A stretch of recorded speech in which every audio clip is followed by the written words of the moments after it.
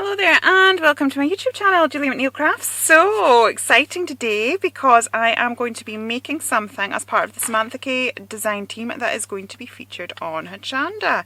So it's music themed, there's lots of music themed goodies. Now we have this violin and it's obviously meant to be sort of built up very 3D. I'm just having a little look like that.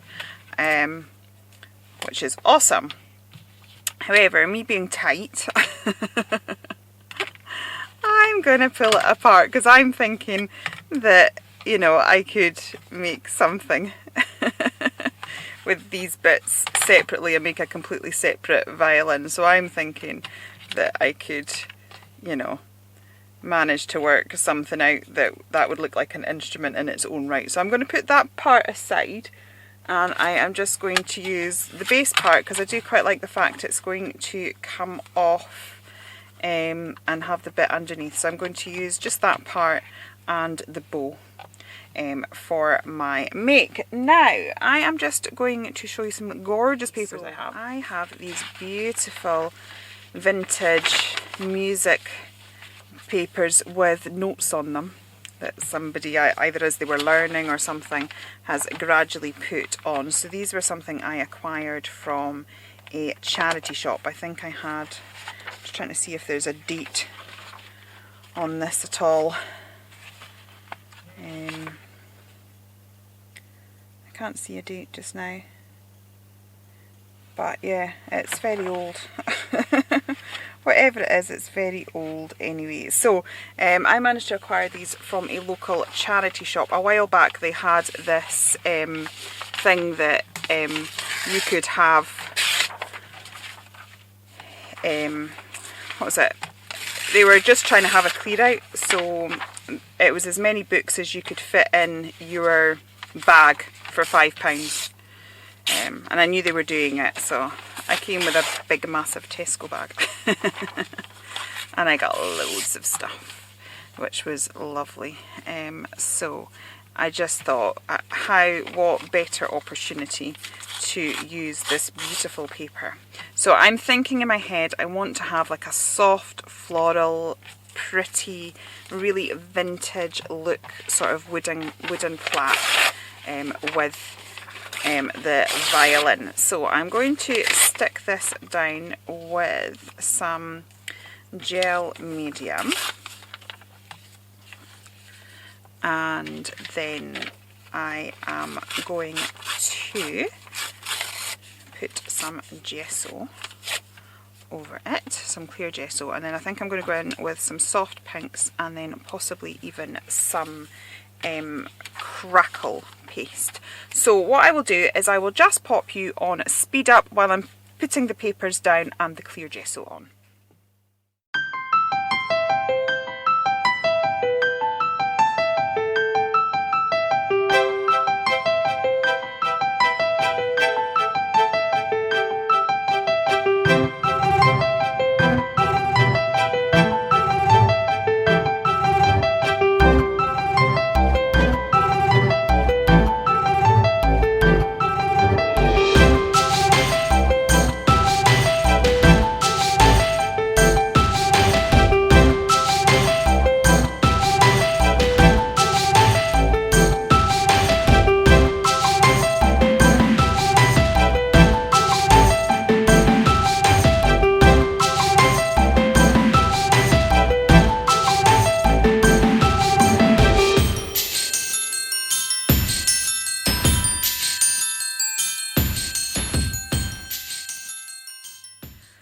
Okay, so as you'll have seen in the speed up there, do you know, this is ancient old and it's not even opened. As you'd have seen in the speed up there, I also prepped some other elements from the collection with gesso. I don't know if I'm going to use them on this project or not, but at least they're sort of prepped for if I do want them. So I have this idea that I want this to be sort of like a really nice pale pink. I'm also trying to use up some of my old stash, so I'm going to try these colours together. If not, I might grab some of my Pebble paints, but these are forever old. I mean, these are from before there was dedicated craft channels. I think I bought them off QVC, but that's too salmony. I definitely don't want it that colour. So I'm thinking if I add a tiny bit of this bright pink as well, and I'm going to water it down quite thin. I really want this to be more of a wash rather than a thick coverage, because I do want to see my what do you call it, music. Okay, so it's a slightly better pink. I've got more of a rose pink going on there. Maybe just a tiny bit more. Yeah, that's better. Nice dusky pink. Our Dawn would like that. She likes a dusky pink. Right, so I want that quite watery. So let's see how we go with this. I'm just gonna, I kind of want more white in the centre, I think, with touches of pink. And as I said, I really have sort of watered this down quite a bit. Yeah, I think that's given quite a nice subtle effect. So I'm wanting it to be a nice subtle effect, because I really do want to not lose that gorgeous vintage paper in the background either. So I'm just going to paint this all over. I'm happy with the pink that has become. So this does have the clear gesso on it, because obviously this is a vintage music book. It's not going to like paints and watercolours applied to it. It's not been designed for that purpose, so it would sort of reject it. The colour would all sort of like absorb really quickly into it because of the type of paper that it is. So I'm just going to add some more of this pink. I am liking how delicate this is looking, and then I'm just sort of going in and really watering that down. As I said, I'm wanting more of a wash effect. Okay, so I'm going to add a bit more white to this. Very different to my normal style. I'm normally quite bold with my colours, but I just sort of thought it suited the sort of soft, delicate look. Now I will probably colour at a later stage the edges. I'm just trying to flatten the paper as much as possible, because there is wrinkles and stuff in it, but that's okay, because it suits that sort of vintage look. Right, so I'm just going to let that dry a moment. So while that's drying, I don't want to waste any of this, so I'm just going to, I do this with everything, I'm just going to pick up this paint and dry brush it into, this is my Jane Davenport journal, and then I've got a mop-up page.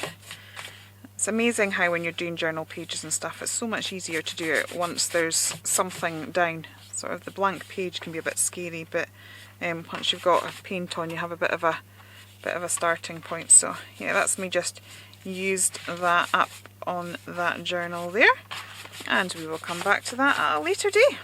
Okay, so that's dry now, and I've got my Craftbox UK Crackle paint. And it's a transparent paint that crackles as it dries, creates an eggshell cracking pattern in just one step. Apply crackle paint to any porous or semi-porous surface and apply a thick layer with a brush or palette knife and let it dry. So that I bought this when I went to the Craftbox UK retreat, and as you can see I have not used it yet. So may as well just, don't want to waste that bit. Get it on there. Right, so I'm just going to grab a brush.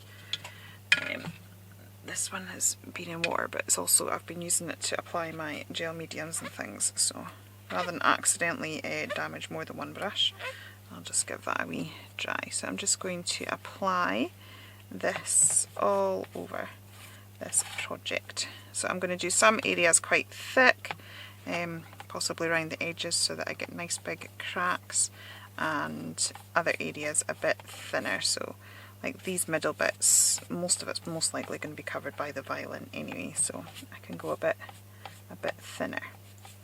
So I'll just do that. and then I will let this dry naturally so that we get some nice crackly effects. I'm just putting a thin bit in the middle because most of that's going to be covered anyway, and it's quite nice to have different thicknesses because that means we're going to get different crackle effects. So yeah, I'm just applying a fairly generous amount.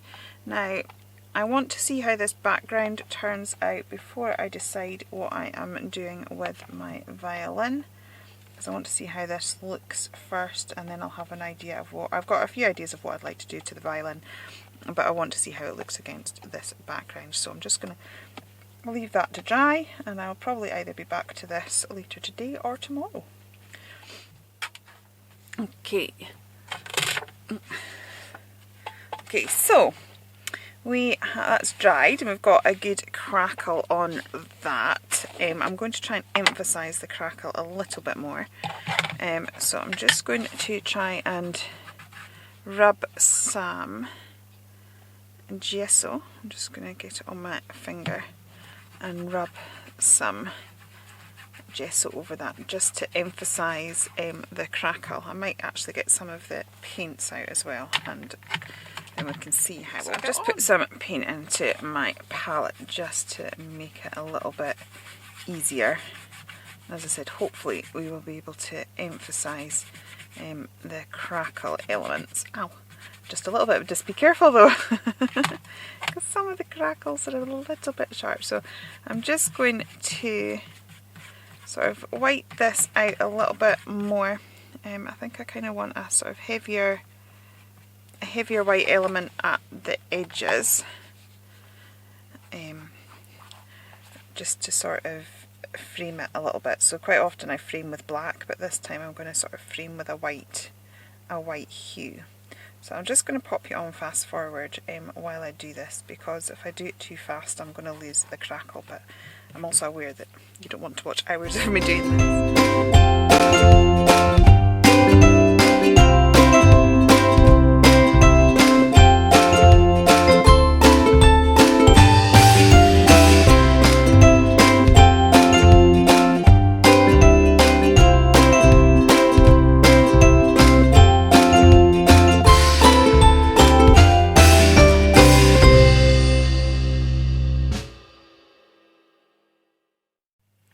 Okay, that's dried off, but I'm going to try putting a tiny bit of gilding wax on this just to see how it looks, but to be honest I'm thinking that I don't have as much texture as I was hoping for, so I may actually go in with some modelling paste as well. So I'm just going to see if rubbing some gilding wax in some of the areas will bring out some of that crackle. As I said, it's not sort of turned out as defined as I wanted to. It's quite a subtle crackle. Mind you, it does say on the tab of it that it's like an eggshell crackle, and that is definitely the effect it's got, just a sort of a nice soft eggshell-y look. But I'm thinking I just maybe want a bit more texture and definition. So I'm going to bring out little bits of it, and yeah, I think I'm going to come in with some modelling paste. Okay, give that a wee buff. I was just spreading out the paint with a tissue, so on the speed up bit, so just give that a wee buff, and then I'm thinking that actually let's get some inks on here as well, that'll maybe emphasise the cracks a little bit more. I'm also just going to, while I think about it, grab a little bit of sandpaper and just take this bit at the top off. So it's just, we've got a little bit of excess paper, so if I just go down there and then we'll just neaten that up with a bit of paper. Right, I'm just going to grab a stencil and some modelling paste.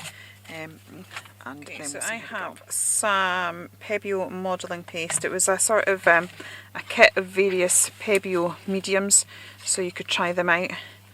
I think I bought it on Hochanda a while back, but it was sort of a good way of trying out some of the products in smaller smaller sections of it, and then you could see what sort of things you like, and that you'd maybe buy bigger amounts of.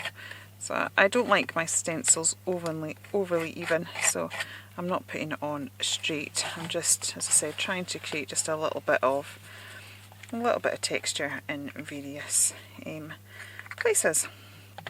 And then we'll leave this to dry, and we will work on creating the violin, because that's going to be the main feature anyway. This is sort of just a bit of background for it to sit on. Right, I'm going to add a bit more here, and then because I like to do things in the rule of threes, it just looks more aesthetically pleasing.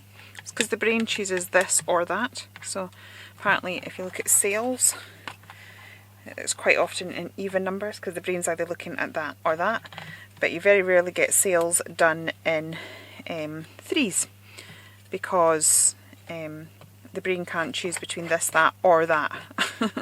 So that works well when it comes into design elements, because we want everything. We want it to be a one piece. So I'm actually just going to bring that over it a little bit as well, so it's slightly more uneven looking. Right, so that's that now. I'm just going to leave that to dry, and we can have a look at the violin.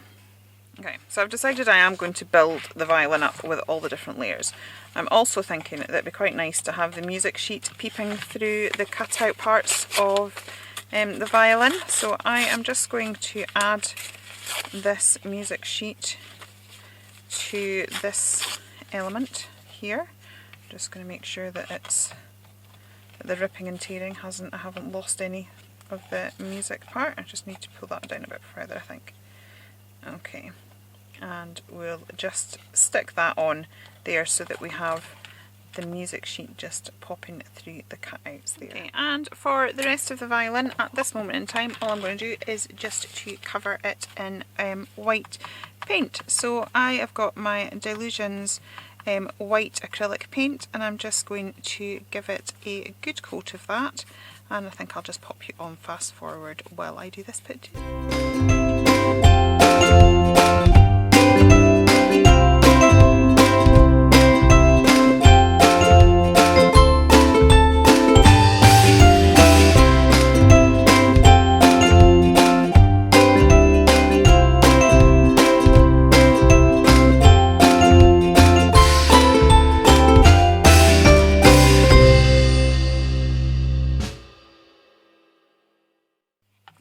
So this is semi-dry. I'm being impatient, and I'm just going to go around the edges with my Distress Oxides because they have a chalkier finish.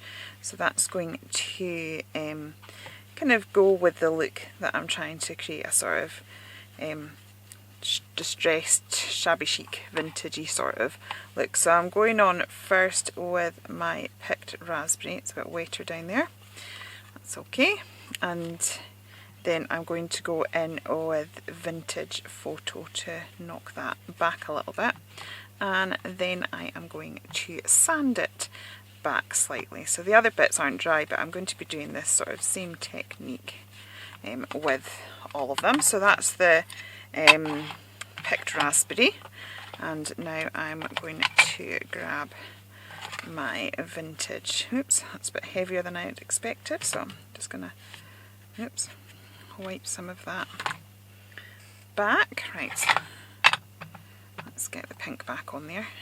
Okay, so obviously I want to go slightly easier with the Vintage Photo. I am planning on putting a bit of rice paper on the violin as well, so I'll most likely maybe choose that area that I've ended up being a bit heavy-handed with. There we go. So it's a softer look. That's sort of more the colours that I was aiming for at the bottom of that there. So I'm just kind of spreading that round, and then once I've got it on, I'll pull it in. So that's given me a much more subtle look than what went on at the beginning there. So I'm just going to get my tissue paper again and see if we can just knock this back slightly. There we go, so I'm managing to pull the colour off a little bit, so that's fine. And then I'll just dust it back on. Okay, so now that we've got those colours on, I'm going to grab a piece of sandpaper, and I just want to sort of pull some of this paint off and create a bit of a distressed look to it. And of course, because we've got the MDF, because the MDF base is there, we're going to have the wood look to it. So it's almost like it's, you know, painted, and then over time got a bit worn. So I think actually the grade of sandpaper I've got slightly heavy, but it's okay. It will give us the desired effect. So again, I'm just going to carry on doing this. I'm going to kind of go a bit heavier on the edges so that we have it framed and that it'll stand out from the background. So I'm really kind of making sure that those edges are covered.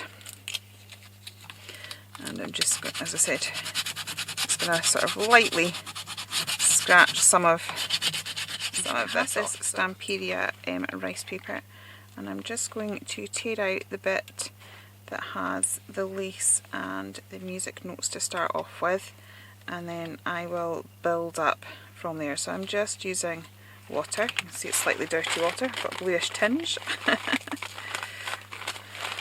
to this. So I was sort of filming this in between filming the videos for my show. So yeah, we've got some sort of blue paint from the, oh, that's nice. That is nice. I like it. Okay, so sorry. There's a strange edit there. It was because I had to edit out a sneeze. Right, so let's start getting this down. Oh, they've got the subtle music notes there. That's kind of really what I was going for, so I'm pleased. Okay, so I've got some gel medium again, and I'm going to put that underneath. I'm just going to go over that a bit. I can try, and I'm sure if I wet the rice paper, I'll be able to get it to come out from the nooks and crannies there. Okay, so again, I'm just going to grab my water and just go around the edge there, and then I should just be able to tear that off quite easily, like so. Okay, and again I will do the same. I'm just going to wet that little bit in here, and hopefully we should just be able to sort of break the paper and push it through. Oops. Probably need a better tool than that. Paintbrush, right enough. I'm just gonna, there we go. Got that there, and then I can neaten that all up with a bit of gel medium just to catch the edges and have them going down like so.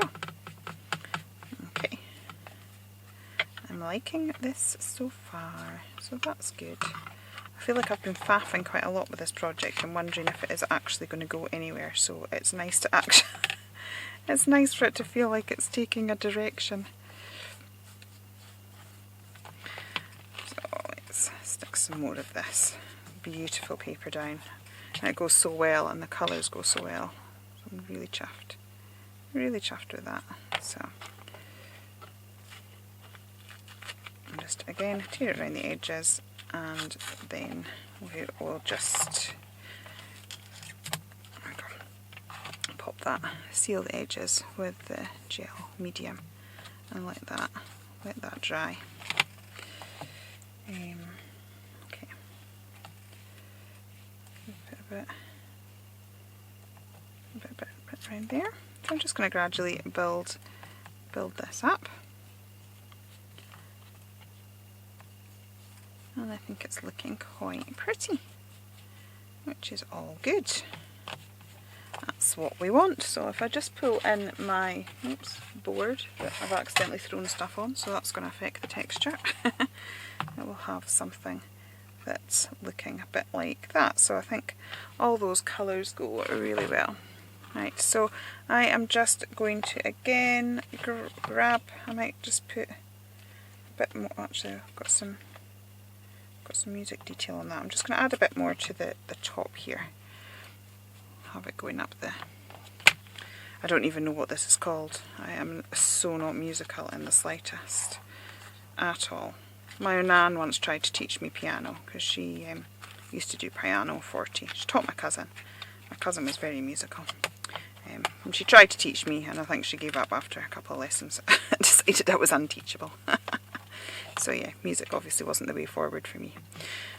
I'm having to express my creativity in other ways. Music is not it. Okay. So I will get this stuck down and then I will come back to you. Okay, so I've got all my bits and bobs sort of sorted. I'm just going to stick these together and then I'm going to go off for some lunch because it's already 1:30 and I haven't had anything to eat yet. Well, I've had food, that's I've just not had my lunch. So I'm using gel medium just to stick this together because it's the strongest adhesion, and obviously this is going to have to go down in the post down to Hachanda, so I want to make sure that it survives the journey. So I'm just going to pop that down like so, marry that up so that it looks right. Okay, now I am also just going to grab a piece of double-sided tape, and I'm going to put a tiny little bit just at the top of the back of the bit where the strings go. Do you like my musical knowledge? It's amazing, isn't it? The bit where the strings go. Right. And then there was sorry, I'm doing this off camera. There was grooves, which I've sort of lost in putting all the mediums over, but instead I am going to do these with thread. So I just need to work out, I need it to be about that long. So I grab my scissors and I will do, let me see what we've got, 1, 2, 3, 4 strands the same length. So I'm just sticking it on the back there, and I will create, as I said, 4 strings about the same length, and then what I'll do is I'll stick this piece down. So I'm just going to finish this bit off camera because you've seen what I'm doing and it's fairly fiddly, so I don't know how long I don't know how long I'll be doing it for. I've stuck those down now, and I've just held the threads to the front, and then again I'm going to grab some gel medium and just put that along the back of that, and then I am just going to stick it down into place like so. Okay. Then I'm going to grab these threads one at a time. So this part goes here. So I want to grab the first thread and pull that taut along the first line, and then I want to secure that down behind here. So again, I'm just going to grab a piece of double-sided tape and put it in the right position. I'm trying to angle this so that you can, there we go, so that you can still see it. So I'm going to go along there, and then, as I said, it should fit behind there. So I need to be adhering it about there, I think, so that it's hidden. Yep, okay. So we will stick one piece down.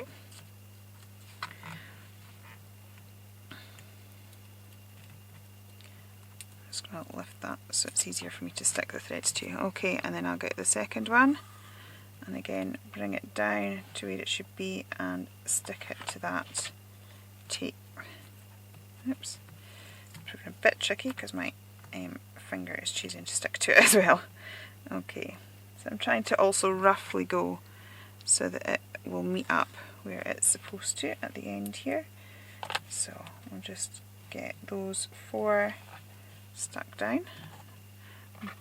Discovering the back of my nail works slightly better. Now this thread has escaped a little bit. Okay, so we'll take that down and again stick it on to the tape like so.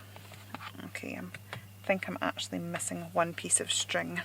I think there should have been 5 there, so let's just cut ourselves another bit. Because I've used the gel medium, it won't have adhered properly, so I probably still will have the wiggle room to get behind. In fact, that's just moved slightly. So I don't, because I've got those other strings nice and taut, I don't particularly want to lift it, so I'm just going to try sliding it under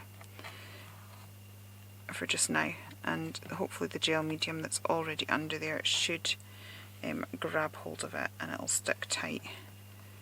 So I'm just going to slide it under and then bring that down. See, that's where a knowledge of music would have helped, because I would have known I needed an extra string. Okay, right, and now I have done that, I am at the bottom just going to chop these threads a bit shorter so that we don't have loose ends. That's picking up just now, but that's because that's not the permanent adhesion. And then obviously I'm going to stick some gel medium onto the back of this bit here, like so. Get a nice big globule of it. Not so much that it's going to squeeze through, but enough so that it's going to secure it fine. So I'll do that, and then I am going to just match that up to the bottom there and stick it down. And now we have our glittery threads. So I've just noticed I've got a little bit of the gel medium poking out the side there, so I'm just going to grab the side of my palette knife. Actually, this rice paper is lifting up, so I'm just going to stick that down with a spare bit of gel medium that we've got, rather than it go to waste. Right, I'm just going to straighten this up again because I've moved it with fiddling. So that's the thing with gel medium, it does stick really well, but it does take a while to dry, which is quite often when we're making things like on the telly box or for YouTube or something, that we don't use it, because you know you need to have that drying time, and sometimes time commitments don't quite allow for that. So that's me got all of that straight there, and then the last thing I'm going to add is this bit here, and again I don't know what it's called, but it's the bit that you rest your chin on whilst playing. So I'm just going to pop that down there like so, and then leave this to dry and go off and get my lunch, and I'll be back to finish off. Okay, so whilst my violin is drying, or not drying, sort of setting, so it's got the stuff, I'm just going to add a bit more colour to this. So I'm using the same colour as I've used before. This is acrylic paint, so it's not water based, it's not particularly designed for doing this technique, but I'm just going to see if I can get it to work anyway. I'm just going to add lots of water and try and see if I can get it to catch in amongst those textured elements. So I've got a bit of something happening. So yeah, I'm just going to spread that out a bit. Doesn't look overly great like that, but just so that we can get it, there we go, get it moving. And as I said, hopefully we've got a bit of interest going on there. Okay, and I'll try and do the same with the paint down here.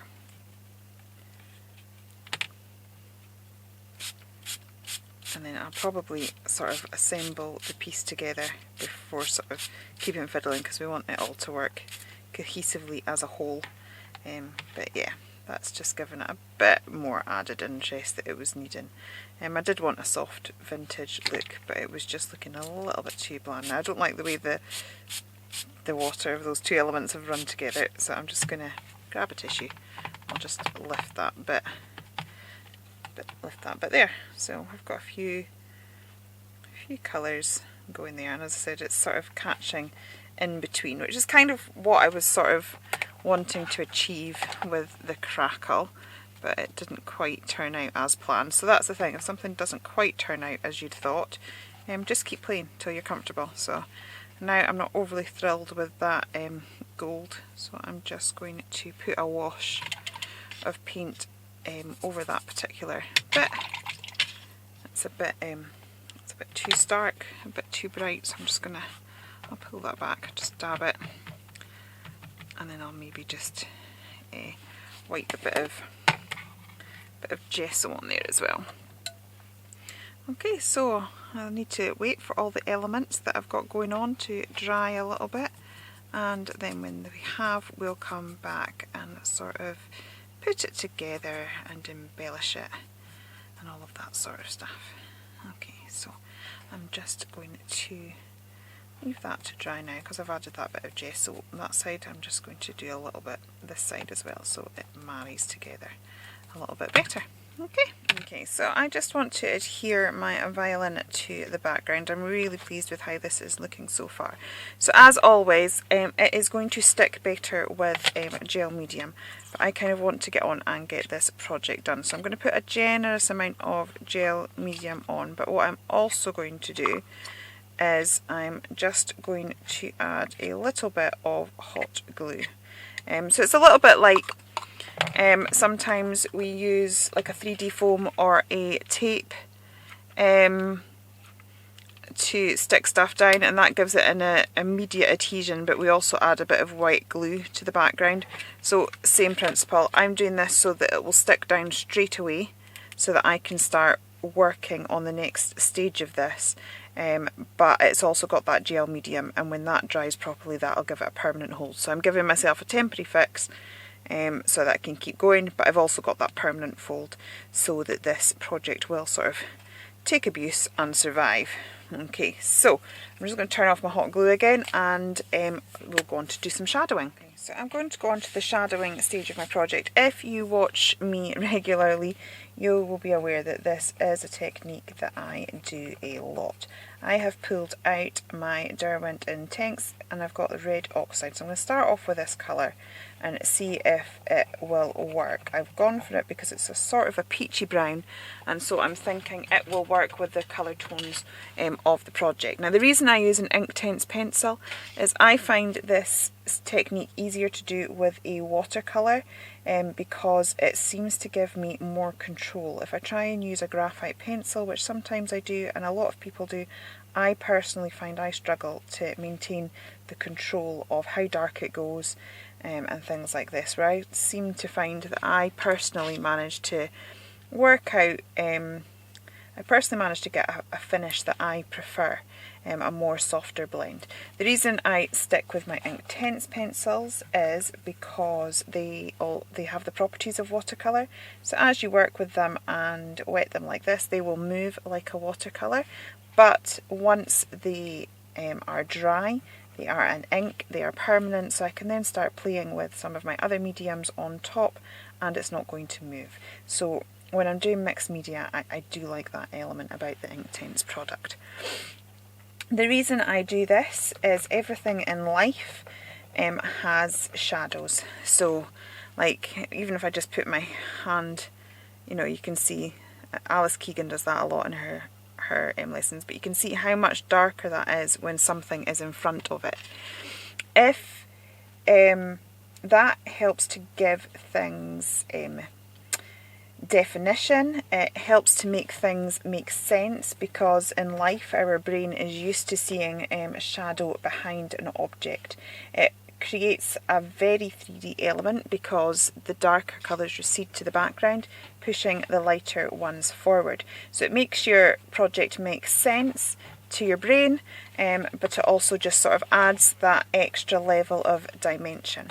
So this is why I do feel that it is worth doing. I may also, I'm going to take that's not quite stuck down yet, but I may also just do a tiny, not as deep as behind, but I may also just bring a tiny amount of shadowing onto some of the feature pieces here on the violin, again just to make that stand out. Now this is a bit of a lengthy process, so I'm just going to pop, now that I've explained it, I'm just going to pop the yawn fast one.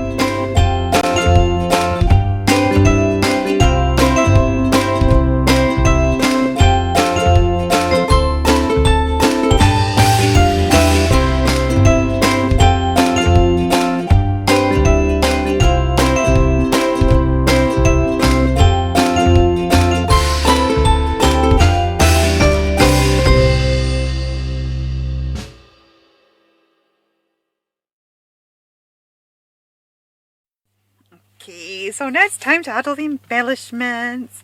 This is the fun part. It just feels like we've spent a lot of time faffing, and now we can sort of put it together reasonably quickly. So I'm just going to add this string of pearls, and then we can get going with the other bits and pieces that I've got looked out. So again, probably better with gel and medium. Just pop that down just now. It'll get stuck down with gel medium anyway as we do the other bits and bobs. Okay, so I've got some lovely flowers. I've been reading my stash, so let's see how we get on. I'm quite happy because some of these have been in my stash for a while, because I buy them because they look so pretty, and then I always find they're too big for projects. But that's what's fun about a mixed media project, I think, because probably when I bought them I was far more into doing cards and things. So they just sort of never got used, but now that I do a lot more mixed media projects, I feel like I've got a bit more leeway with these different things. So I'm just going to arrange these. So I have actually sort of had a play and taken a photo, and I'm sort of working roughly towards that, because I always find that I do something and then like it, like I've just noticed that the pearls were in a slightly different arrangement and then I think, oh, it didn't look quite how I had it before. So that's one thing that I find that I like to do, to make sure that I get it how I had it and how I liked it.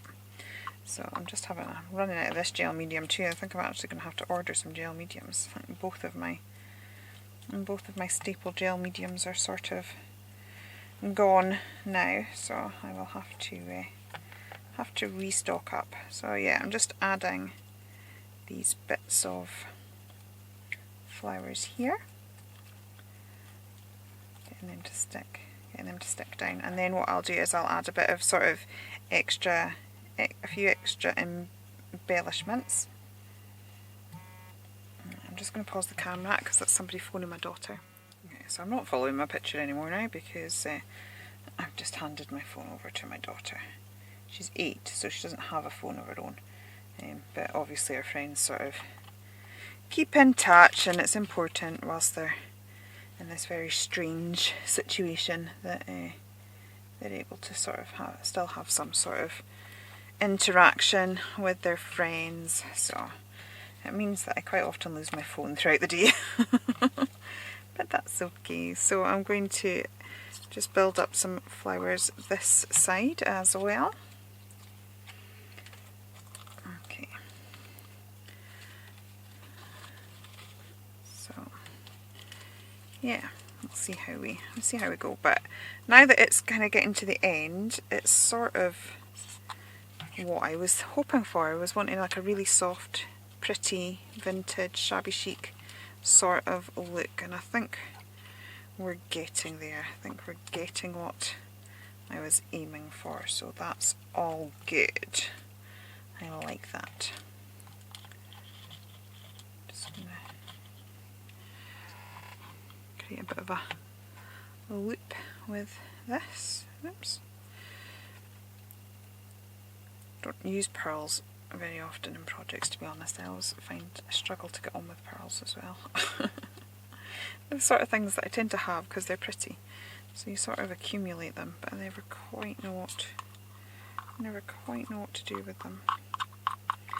Yep, I'm definitely in need of some more gel and mediums. So this is my Dina Wakley one. I have to say I've not tried a huge amount of gel mediums, I've used this one, the Dina Wakeley, and I've used the Indigo Blue Slap It On. I have to say, now that I'm sort of at the bottom of what I'm going to be, I'm going to need to order more, I will be going for the Slap It On. I do really like the Indigo Blue Slap It On. I find it just quite easy to work with. I kind of have had issues getting this one to stick on certain things, so yeah, I mean, that could be me, it could be how I'm using it, I'm not sure. Have a little look, see what else I've got. I feel like I'm needing another big flower, so I'm just trying to, honestly, it's like scraping the barrel here. Okay, I'll have to look through my stash, see what we've got for gluing things down over the next few days till I order something. Right, so I'll just hold these down. Yeah, but I am happy with how it's turned out, so that's good. That's good. It's always good when you're happy with your project. If you're not happy with your project, you just keep going till you are happy with your project. That's what I tend to find. Never sort of give up on it, I just sort of keep working till I am happy. Okay, so I'm going to stick these down, and then the other thing that I'm just going to do, because I'm really severely running out of glue here, which is not overly helpful. Okay, I've also got these little sort of bitty bits, so I'm just going to pull, because these are almost like, you know, the little fillers that you get when you get a bouquet of flowers or something.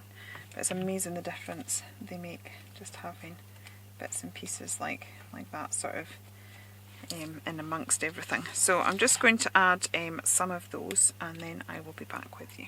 Okay, so I am on to finishing touches now, so I'm just going to get some wording. This is also an MDF piece from the lovely Samantha. So I am just going to push this into some Versamark ink. I'm making sure that I'm getting a really good coverage of it, because I want to do a little bit of embossing with this. So tap that in a few times. Okay, and then I have my Wow embossing powder. I have to say, this is my favourite brand of embossing powder. I have used quite a few in my lifetime as a crafter, and it's definitely now my brand of choice when it comes to embossing powders, I have to say. I'm just going to move that over and tidy this away. So yeah, now if I was to buy myself embossing powders, I would definitely be going for the Wow ones. Okay, and I am just going to hold this with my tweezers so I can lift it up, and we'll get some heat on this, and hopefully you'll be able to see. I think there's nothing more exciting than embossing powder. It's one of those things that no matter how many times you've seen it and everything, it just never seems to lose its... I don't know if you can see that, I'm trying to get it in the light. Yeah, there we go. It's a good angle for seeing it. I'm just watching it change. So, there we go.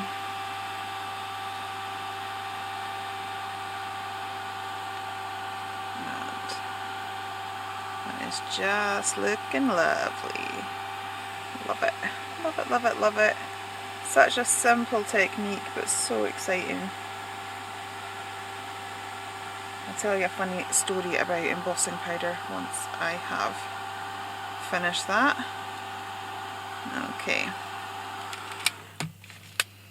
So I've just sort of got that arranged into where I would like it to go, and I'm going to get the last little scrapings of this gel medium. Yeah, so when I first discovered embossing powder, it was well before I was into being a crafter. It was actually my sister-in-law that sort of introduced me to the concept of it. And we made our wedding invitations. As I said, it was pre-crafting. If I could go back and do it now, my invitations would be very different. But they did have an element of heat embossing, and we didn't have a heat gun or anything like that. But my husband at the time well, he's still my husband now, but my fiance at the time. They had a open fire in their flat, so it was lovely. And we actually just sat there with food tongs holding bits of card into the open fire to get it to heat and emboss. So yeah, not a technique I would overly recommend, but that was my first introduction. So I've added that touch of gold.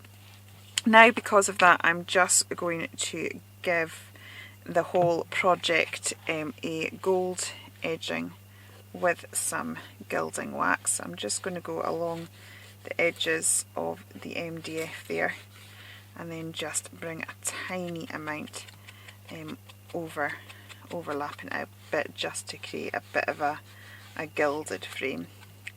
And then I think finally, to finish off with, I'm just going to add some gold splashes, so I'll come back to it when we're at the splashy stage. Okay, so finally I'm just going to add some splashes. I've got out my Kuretake Gansi Tambi, and I'm just going to add a few gold splashes around the edge. I don't mind if a few go on the violin, but in general I'm sort of trying to avoid that a little bit. So I'm just giving that a few little splatters, and then hopefully we can just have a wee look at the finished project just now. Okay, so that is my finished project there. So I hope you have enjoyed making this with me. You can find all of these goodies over at Samantha's shop. I'll put the link in the description box below. If you've joined me on my channel, please do pop across to Sam's and you can find more of her goodies there. If you find me on Sam's channel, please feel free to check over and see what I am all about. Wherever you find me, please do consider liking and subscribing, and we'll be back again very soon. Okay, take care then, and goodbye.